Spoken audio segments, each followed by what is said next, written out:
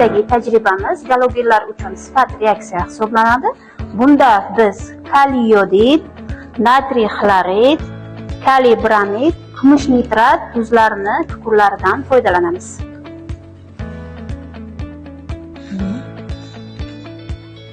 Kaliy xlorid.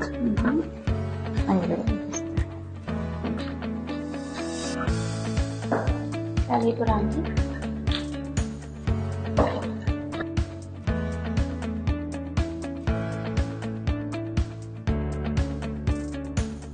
Natriy xlorid, natriy bromid hamda natriy yodid eritmalari tayyorlab olindi. Endi kumush nitrat eritmasidan tayyorlab olamiz.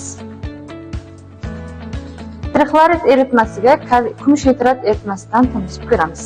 Bunda oq cho'kma hosil bo'lishi kerak. Bromid ionlarini aniqlash uchun sifat reaksiyamizni amalga oshiramiz. Mana cho'kma rangi, kumush bromid cho'kmasi och sariq rangda. Kaliy yodid eritmasiga kumush nitrat eritmasidan tomizamiz. Bunda sariq cho'kma, ya'ni kumush yodid cho'kmaga tushadi. Galogenlar mavzusi bo'yicha olingan nazariy bilimlarni amaliyotda bu tajribalar orqali mustahkamlab oldik. O'quvchilarni kimyo faniga qiziqtirishning eng samarali usullaridan biri bu tajriba namoyishlari hisoblanadi.